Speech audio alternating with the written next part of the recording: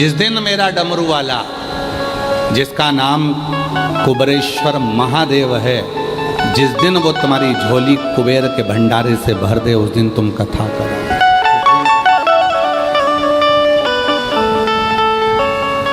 कर्जा लेकर नहीं, आडंबर कर कर नहीं। कर्जा, व्यर्थ का कर्जा और व्यर्थ की चर्चा, ये दोनों ही शिव को प्रिय नहीं है। व्यर्थ की चर्चा भी मत करो, ना व्यर्थ का कर्जा हो ना व्यर्थ की चर्चा।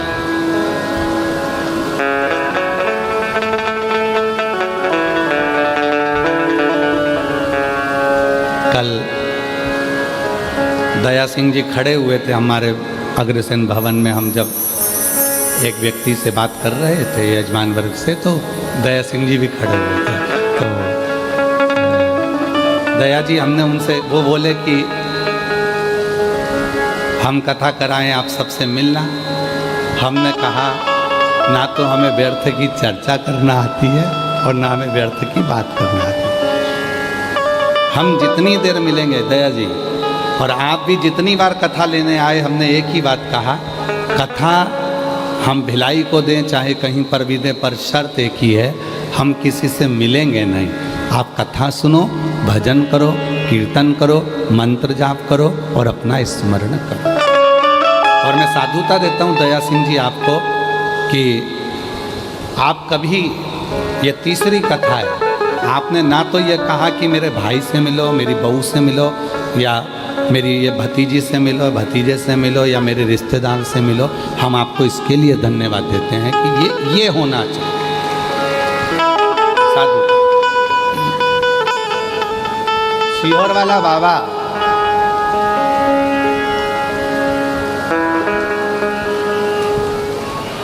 अगर किसी गरीबड़े से नहीं मिल सकता तो सेठ से क्यों मिले? क्यों मिले? मिले तो केवल मेरे ओघड़दानी से, मेरे शिव से। हाँ, हम कथा में आते हैं, उस समय पर अगर कोई मिलने के लिए खड़ा है, बैठा है, तो हम जरूर मिलते हैं। हम कथा से जाते हैं, कोई आकर बैठ गया, खड़ा हो गया, तो हम उसको जरूर हाथ जोड़कर उससे जरूर मिलते हैं। ऐसा नहीं कि हम नहीं मिलते, पर अलग अलग मिलने के लिए 2 दिन है, कथा का 5वां दिन और 6ठा दिन। शाम के समय आधा घंटा, वो भी मन हुआ तो, नहीं हुआ तो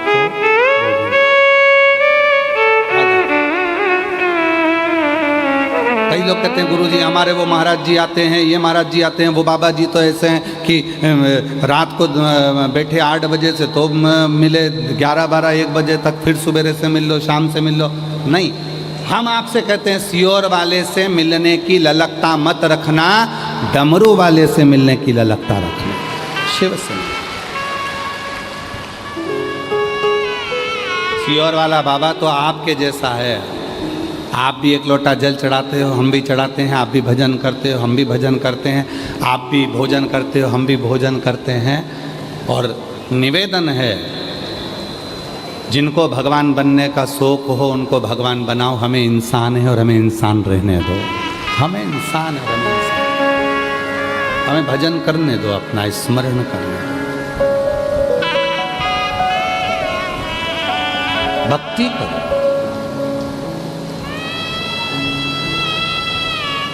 स्मरण करो।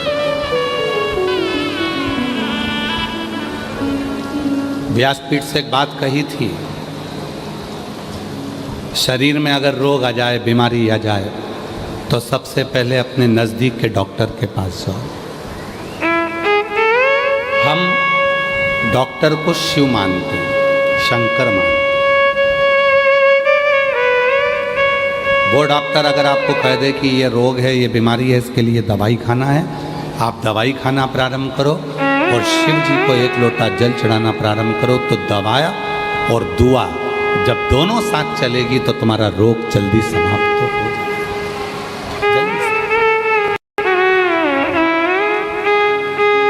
शिव को रिझाने के लिए आडंबर ना करें, शिव को रिझाने के लिए दिखावा ना करें और शिव को रिझाने के लिए ना तो व्यर्थ का खर्च करे और ना व्यर्थ की चर्चा। ना खर्चा करना है ना चर्चा करना। और उठाओ 30 साल हो गए शिव महापुराण की कथा को बाँचते बाँचते। इन 30 साल के अंदर इस व्यासपीठ से कभी तुमसे कहा हो कि बाजार से ये सामान खरीद के लाना और शिव जी को ये चढ़ाना, तो आज तक इस व्यासपीठ ने कभी नहीं कहा कि इतना रुपया खर्च करना तब तुम शिव की पूजन करना। इस व्यासपीठ ने तो जो भी उपाय बताए वो दुर्वा के, कनेर के फूल के, बेलपत्री के, घर में कोई सामान है काली मिर्च उसका, गेहूं का दाना घर में है तो उसका, चावल का दाना घर में है तो उसका। इस व्यासपीठ ने जितने उपाय बताए, और ये जितने उपाय हैं, जितने उपाय लोग कहते हैं ये उपाय हमें मिलते नहीं हैं। तुम एक शिव पुराण देखते हो, गीता प्रेस गोरखपुर की शिव पुराण पढ़ो, उसके बाद में एक एक पुराणों का अध्ययन करो, उप पुराणों का अध्ययन करो। लिंग पुराण है तो लिंग पुराण भी उप पुराण का अध्ययन करो, शिव पुराण है तो शिव पुराण की उप पुराण का अध्ययन करो, श्रीमद् भागवत पुराण है तो उसकी उप पुराण का अध्ययन करो। सारी पुराणों का अध्ययन करिए, आपको सब कुछ मिलेगा जो इस व्यासपीठ से बताया जाता है। उसका एक एक शब्द आपको पूरी पुराण में मिलेगा कि कहाँ काली मिर्ची, कहाँ अरहर की दाल, कहाँ गेहूं का दाना, कहाँ अनाज, कहाँ अक्षत, कहाँ दुर्वा, कहाँ बेलपत्र, कहाँ शमी पत्र, उसका वर्णन एक एक। बस तरीका, और वो तरीका जरूर हम बताते हैं कि बेलपत्र को किस दिशा में बैठकर चलाना है, दुर्वा को कैसे चढ़ाना है, ये तरीका, और तरीका होना जरूरी है। डॉक्टर के यहाँ जाते हो, डॉक्टर ने सारी दवाइयाँ दे दी और कह दिया सब खा जाना सुबह से। बोलता है डॉक्टर, जम के बोलो जरा, नहीं। डॉक्टर क्या बोलेगा, ये दवाई सुबह खाली पेट की है, भोजन के पहले खाना। ये दवाई सुबह उठते समय ले लेना, एसिडिटी की है। ये दवाई दूध से लेना, ये दवाई कुनकुने पानी से लेना, ये दवाई रात को सोने के टाइम की एक ही लेना है, सुबह मत खा लेना। डॉक्टर ने दवाइयाँ दी, सबका तरीका बताया कि कौन सी दवाई कब और कैसे लेना है। उसी तरह शिव महापुराण भी अपना तरीका बताती है कि बेलपत्र चढ़ाते तो तुम्हारी जिंदगी निकल गई, जल चढ़ाते तो तुम्हारी जिंदगी निकल गई, पर शिव पुराण सुनने वालों ने चढ़ाने का तरीका सीख लिया, और जब चढ़ाने का तरीका सीखा तो शिव जी ने झोली भरना चालू। जल पहले भी चढ़ाते थे, शिव मंदिर पहले भी जाते थे, शिवरात्रि पहले भी करते थे, सावन पहले भी आता था, शिवरात्रि पहले भी आती थी, पर अब सावन के महत्व को तुम जान गए, अब सोमवार के महत्व को तुम जान गए, अब शिवरात्रि के महत्व को तुम जान गए, पूजन का तरीका तुम जान गए कि गेहूं चढ़ाने से संतान की वृद्धि होती है। कनेर का पुष्प अगर अशोक सुंदरी वाली जगह पर चढ़ाया जाता है तो बच्चे जिद नहीं करते। वही कनेर का पुष्प जब जलाधारी पर, जो पार्वती जी की जगह पर चढ़ाया जाता है, तो नारी के उदर में अगर कोई तकलीफ हो जाती है, बच्चेदानी में कोई तकलीफ हो जाती है, तो वो समाप्त हो जाती है। वही कनेर का पुष्प जब शिवलिंग पर चढ़ाया जाता है तो रोग से मुक्त होता है। ऐसे कनेर के पुष्प को चढ़ाने का तरीका शिव पुराण ने बता दिया, दुर्वा चढ़ाने का तरीका शिव पुराण ने बता दिया कि गणेश भगवान शंकर का जहाँ से जल बहता है उसका राइट स्थान जो होता है पानी बहने वाली जगह, वहाँ दुर्वा को 7 दुर्वा जब हम शिव को समर्पित करते हैं, शंकर भगवान को समर्पित करते हैं, तो चाहे 32 वर्ष की उम्र हो गई हो, चाहे 42 वर्ष की उम्र हो गई हो, शादी जरूर होती है। तो ये तरीका शिव पुराण ने बताया, जिसको आप लोगों ने स्वीकार किया। पूर्व की सारी कथाओं में केवल तरीके बताए, कैसे रिचा, कैसे।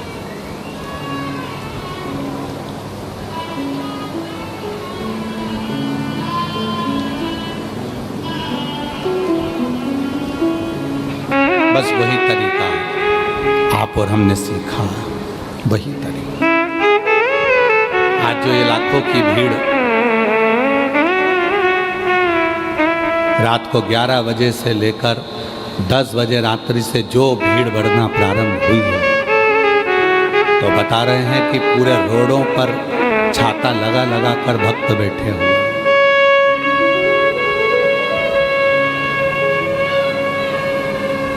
पूरे रोडों पर। और आप में से कई माताएं भाई बहन ऐसे हैं जो भिलाई के होने के बाद भी पहले आकर बैठकर जगह को संभाल रहे हैं। कोई रात को 3 बजे आ गया, कोई 2 बजे आ गया, कोई 11 बजे आ गया, कोई 10 बजे आ गया। रात के 10 बजे से लेकर तुम केवल ये 2.5 घंटे की कथा का इंतजार कर रहे हो। इस व्यासपीठ पर हम केवल 2.5 घंटे के लिए कथा करते हैं। आधा घंटा आशीष करता है, 2.5 घंटे हम। और सियोर वाला बाबा इस कथा को नहीं बोलता। सियोर वाले बाबा की इतनी सामर्थ्यता नहीं है कि प्रदीप मिश्रा इस कथा को बाँच ले।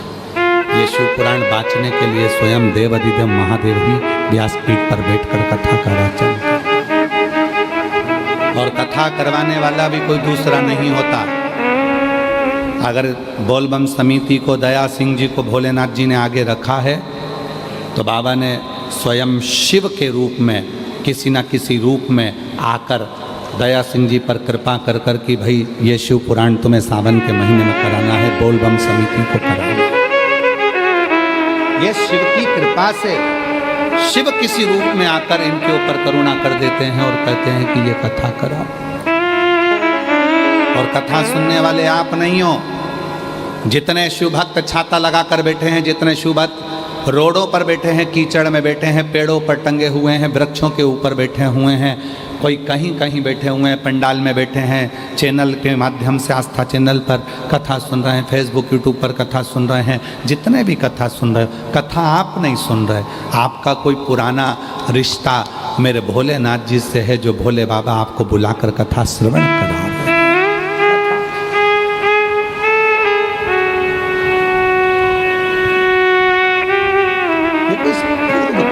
आज का नहीं, कोई पिछले जन्म मुझे बाबा तेरा साथ मिला, कोई पिछले जन्म के अच्छे कर्म मुझे बाबा तेरा साथ मिला। जब सारी दुनिया झुकती है, जब सारी दुनिया झुकती है, मुझे वाली दरबार मिला, दरबार मिला। कोई पिछले जन्म के अच्छे कर्म मुझे बाबा तेरा साथ मिला। कोई पूर्व के जन्म का सुख हो। एक कथा कह दें, अगर आप लोग श्रवण करेंगे और अपने जीवन में उतारे तो एक बड़ी सुंदर कथा। लोग कहते हैं सियोर वाला बाबा या ये बाबा या वो बाबा। बाबा नहीं, ये व्यासपीठ करती है, शिव करता है, इंसान नहीं। एक गांव में एक सेठ जी रहते थे, पन्नालाल सेठ। क्या नाम था? जम के बोलो। पन्नालाल सेठ।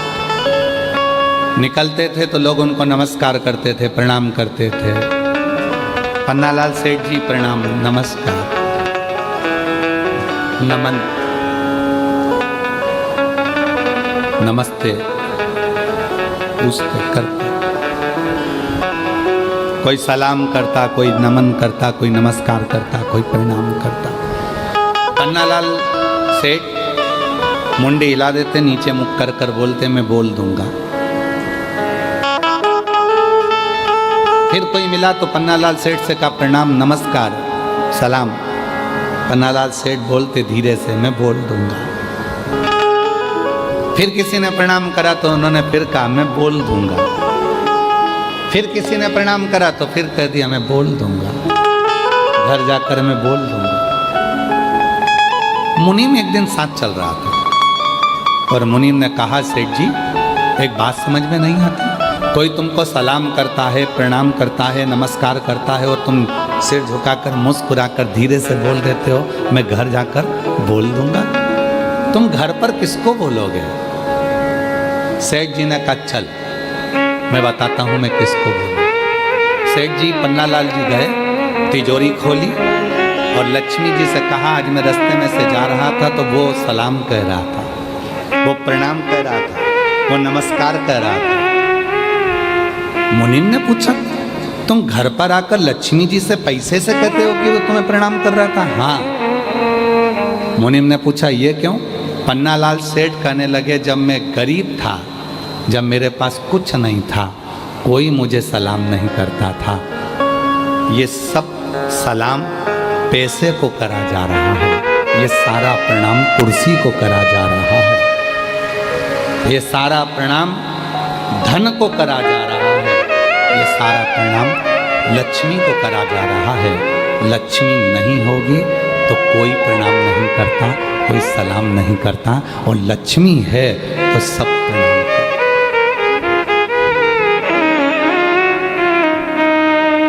कोई बहुत बड़ी कुर्सी पर बैठ गया, कोई बहुत बड़ा अधिकारी बन गया, बहुत बड़ी कुर्सी पर बैठ गया, उसके भीतर कभी ये बात नहीं आना चाहिए कि लोग मुझे सलाम ठोक रहा है। तुझे नहीं, तू जिस कुर्सी पर बैठा है सलाम उसको ठोका जा रहा है, प्रणाम उसको करा, नमन उसको करा जा। जिस दिन रिटायर होगा, अपनी कुर्सी से उतरेगा, उस दिन तेरा सिग्नेचर भी उस ऑफिस में काम नहीं आएगा। तब समझ में आएगा कि इज्जत मेरी नहीं कुर्सी की थी, जिस कुर्सी पर मैं बैठा था।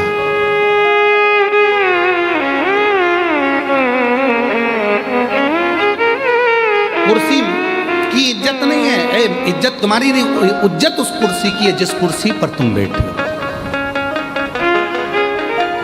जिस कुर्सी पर तुम्हें बिठाया। पन्नालाल सेठ कहते हैं मुनीम से जब मेरे पास धन नहीं था तो लोग मुझे पन्नू पन्नू कहते थे, है पन्नू इधर आ, है पन्नू उधर आ, और जैसे ही मेरे पास धन बढ़ा तो लोग सलाम भी ठोकते हैं, प्रणाम भी करते हैं, नमस्कार भी करते हैं। ये प्रणाम इसलिए पन्नालाल सेठ कहते हैं धीरे से सिर झुकाकर मैं घर जाके बोल दूंगा, मैं घर जाकर बोल दूंगा। मेरी जीजियों, बस ये स्वभाव तुम्हारे अंदर जिस दिन आ जाएगा, समझ लेना कि दुनिया के सबसे बड़े संत, साधु, सन्यासी, तपस्वी और एक श्रेष्ठ व्यक्ति आप बन गए कि लोग हमें नहीं, हमारे वैभव को, हमारी कुर्सी को, हमारे पद को, हमारी प्रतिष्ठा को, हमारे धन को, हमारी दौलत को नमन करते हैं।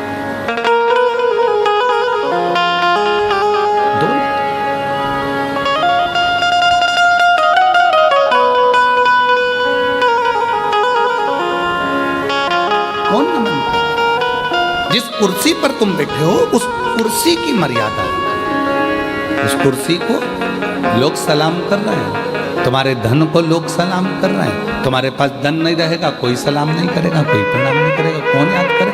अभी पन्नालाल सेठ, पन्नालाल सेठ, पन्नालाल सेठ, और वही पन्नालाल सेठ के पास धन नहीं रहेगा तो लेंगे पन्नू इधर आ, तो पन्नालाल सेठ पन्नू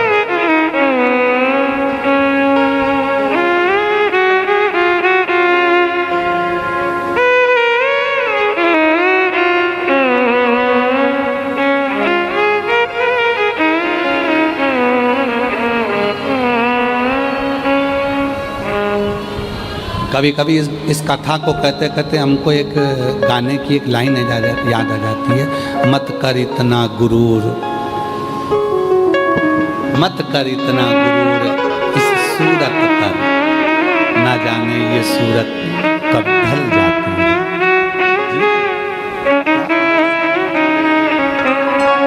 पर बोलबम समिति, जिस समिति का बच्चा बच्चा, जिस समिति का एक एक व्यक्ति, जिस व्यक्ति का एक एक समिति का कार्यकर्ता आए हुए भक्तों को अपना घर समझता, आए हुए भक्तों को अपना परिवार समझता और सेवा में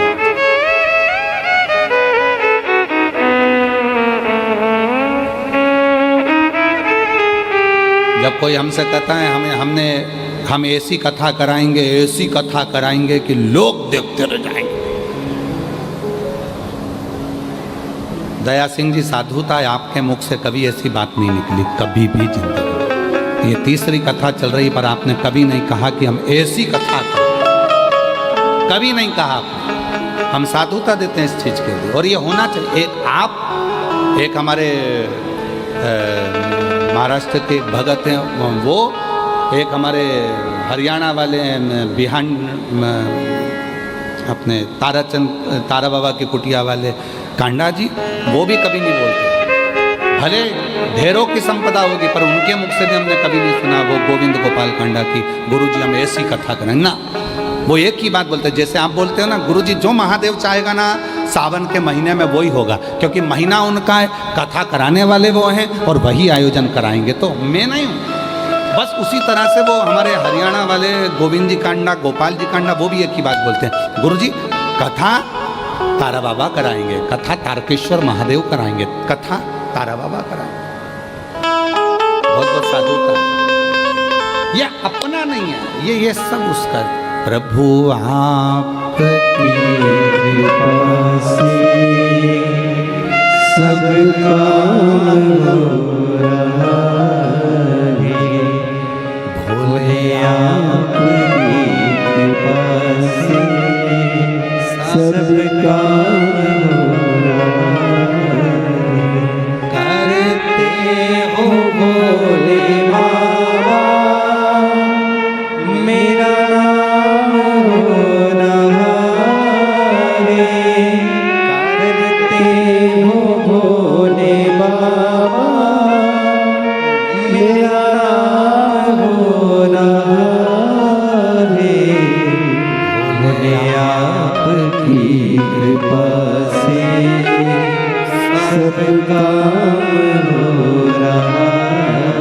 तो पन्नालाल सेठ घर जाते समय लक्ष्मी से कहते हैं कि लोगों ने तुम्हें सलाम कहा है, लोगों ने तुम्हें प्रणाम कहा है, लोगों ने तुम्हें नमस्कार कहा है। मुनीम कहते हैं आप पैसे को जाकर के, हाँ क्योंकि सम्मान इसका हो रहा है। तो जितने भी बहुत ऊंचे ऊंचे पद पर बैठने वाले, चाहे अधिकारी हो, चाहे राजनेता, सत्ताधारी, वैभवपति कोई भी हो, वो अपनी कुर्सी को जाकर कहो कि ये सलाम तुम्हें कहा गया है, ये प्रणाम तुम्हें करा गया है, ये नमस्कार तुम्हें करा गया है। जिस कुर्सी पर मैं बैठा हूँ, जिस पद पर मैं बैठा हूँ, ये प्रणाम उसका है। कोई दूसरा बैठेगा तो उसका प्रणाम होगा, कोई तीसरा बैठेगा उसका प्रणाम होगा, कोई चौथा बैठेगा उसका। और निवेदन है, बस यही बात हमने कथा की अपने अंदर उतार कर रखी है कि कोई हमें अगर नमस्कार भी करता, पहले तो हम उससे पाँव भी नहीं छुआते। हम हमारे, क्योंकि तुम सब मेरी बहनें हो, अब हमारी बहन होने के बाद, हमारी बहनी होने के बाद में, आप हमारी बहन होने के बाद में हमारे चरण छू अपने भाई के, ये हमें ठीक नहीं लगता। इसलिए मेरी जीजी हो। और पुरुष, ये जितने भी पुरुष बैठे हैं सब मेरे जीजा हैं। मेरा फर्ज बनता है कि मैं तुम्हें प्रणाम करूं, क्योंकि हमने कन्यादान करा है, तुम्हारा पांव पूजा है, तो सिर और पांव दोनों पूज सकते हैं। हम तुमको नमस्कार। मेरी बहनें मुझे चरण ना छुएं, मेरे जीजा मेरे चरण ना छुएं, कोई चरण ना छुएं, क्योंकि तुम मेरी बेटियां, मेरी बहनें, मेरी जीजियां, मेरी माँ हो। और हम आपसे चरण छुआएंगे तो हम तो नरक में चले जाएंगे। आप अपने भाई को नरक जाता देखोगे क्या? तो आज से नियम ले लो कि सियोर वाले बाबा के कभी चरण नहीं छूएंगे। दूर से प्रणाम करो, नमस्कार करो। बहन भाई हैं, आपस में आप आए, मिले, श्री शिवाय नमस्तुभ्यम हो, हम आपके हाथ जोड़े, नमन करें, प्रणाम करें, पर चरण नहीं छूए। बहन हो आप, हम कैसे छूए? हमारे बीच में शिवरी नारायण वाले महाराज श्री पधारे हैं, एक बार जोरदार ताली बजाकर उनका साथ दिया। प्रत्येक कथा में बड़ा भाव रखते हैं और प्रत्येक कथा में आपका आगमन होता है शिव की कृपा से। बहुत बहुत साधुवाद।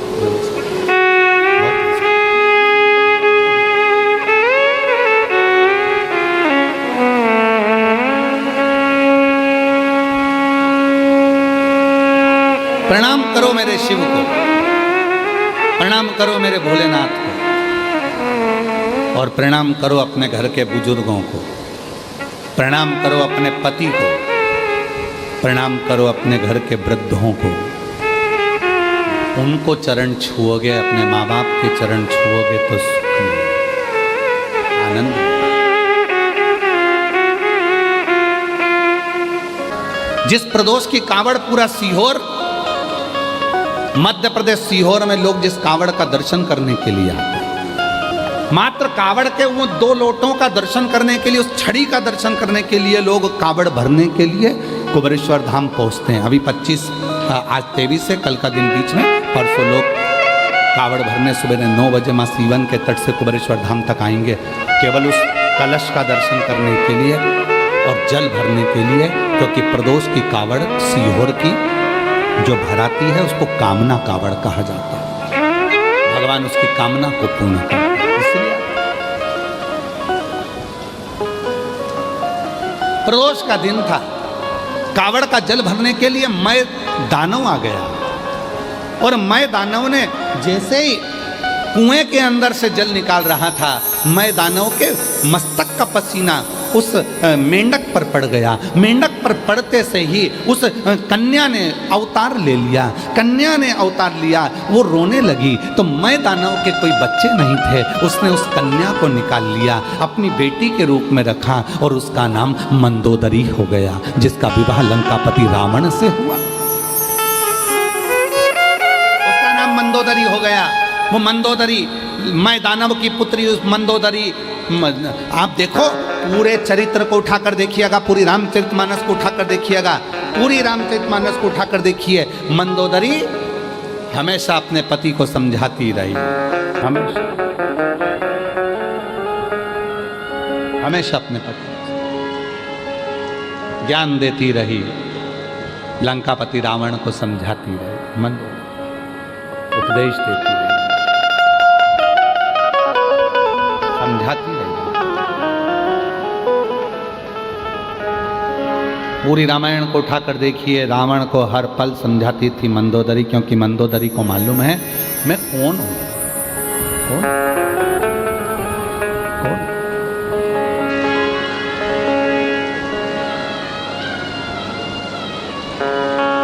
मय दानव ने मंदोदरी से विवाह कर लिया। मय दानव ने मंदोदरी का विवाह लंकापति रावण से कर दिया। रावण से कहते हैं जितना रावण शिव की साधना करता था, जितना रावण शंकर की आराधना करता था, जितना रावण शिव की साधना में डूबा रहता था, उससे 4 गुना ज्यादा शिव की साधना में मंदोदरी डूबी रहती थी। क्यों? आप सबको मालूम होगा,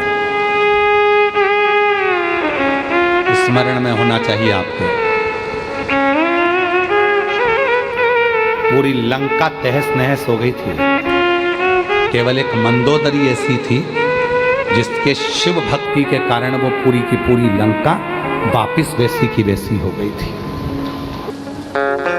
कहाँ से लाऊं गंगा, कहाँ से लाऊं यमुना, कहाँ से लाऊं गंगा, कहाँ से लाऊं यमुना, कहाँ से लाऊं सरयू अपार पड़ी रे, कहाँ से लाऊं सरयू अपार पड़ी रे, भोले तेरी सेवा हमसे न बनी रे, ओ भोले तेरी सेवा हमसे न बनी रे।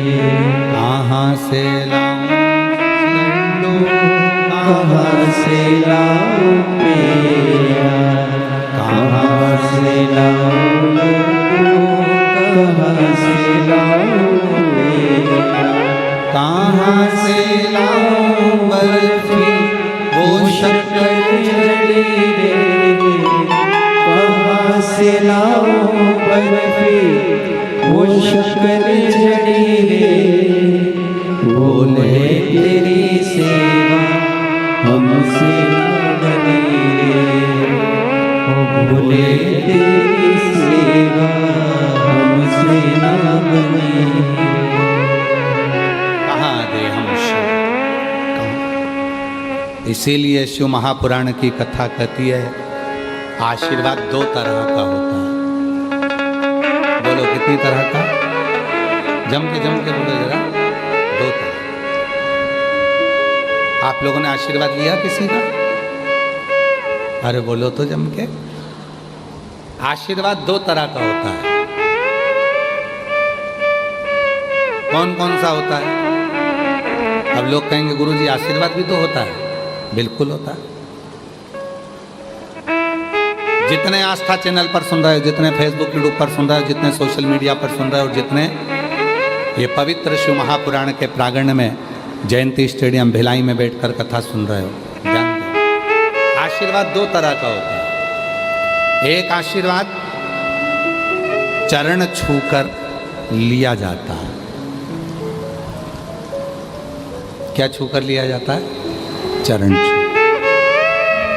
एक आशीर्वाद चरण छूकर लिया जाता है और दूसरा आशीर्वाद दिल छूकर लिया जाता है, किसी के मन को छूकर।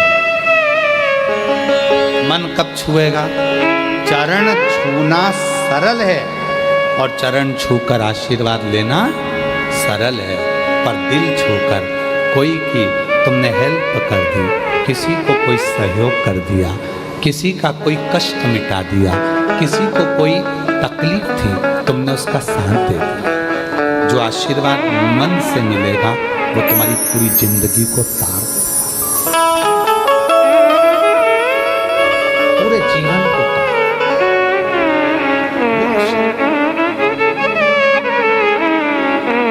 छुओ, कभी अपने हृदय को छुओ। माता पिता के चरण छूने से ज्यादा जरूरी है माता पिता के हृदय को छूना, उनके दिल की बात को जानना। माँ दवाई के लिए तरस रही है, पापा कह रहे हैं कि मुझे ये चाहिए, और तुम चरण छूकर आशीर्वाद तो ले रहे हो पर दिल नहीं छू पा रहे। एक भाई आस लेकर खड़ा हुआ है, वो तुम्हारे चरण छू रहा है, तुम आशीर्वाद भी दे रहे हो, पर उस भाई ने मन में सोचा है कि आज मेरा बड़ा भैया, उसके पास बहुत कुछ है तो मुझे थोड़ी सी हेल्प कर देगा। उसका दिल हमने परसों की कथा में कहा था, अगर घर में बेटी नहीं है और कन्यादान करना चाहते हो तो अपने आसपास में कोई बेटी हो तो उसको शिक्षा अध्ययन कराओ, उसको पढ़ाओ, कन्यादान का फल मिले।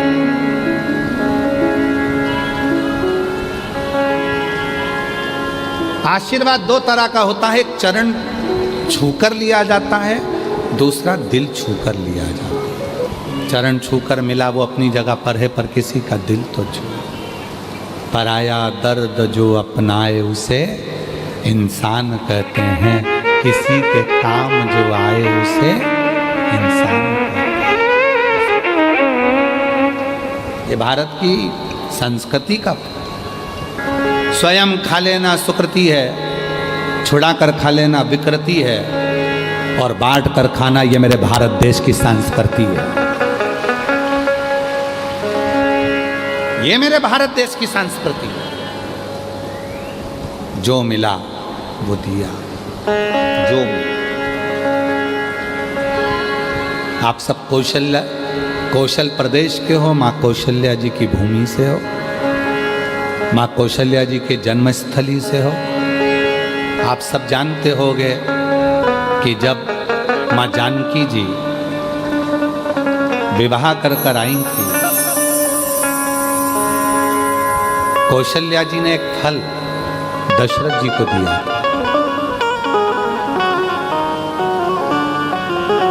दशरथ जी ने वो फल सीता जी को दिया था। अब तुम्हारी गोद में अगर कोई फल दे देना तो तुम ये सोचो ये तो मेरे लिए दिया, मैं ही पूरा खाऊंगी, पूरा मेरा, ये सब मेरा।